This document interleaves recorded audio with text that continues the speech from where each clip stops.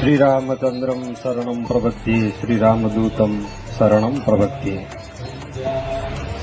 बापूना चरणों में वंदन, आज में कंकु माना चरणों में वंदन, आज में मीणबाई माना चरणों में वंदन। आप सौ पधार्या नेहड़ाना आवकारने मान आपी आप सौ नामे आभारी छीए। जागी मन छोड़ीने समाधि रे ए जीवाला महादेव गवीने भिक्षा मागे हे वैरागी घेरा ए जीवाला महादेव गवीने भिक्षा मागे रे वैरागी घेरा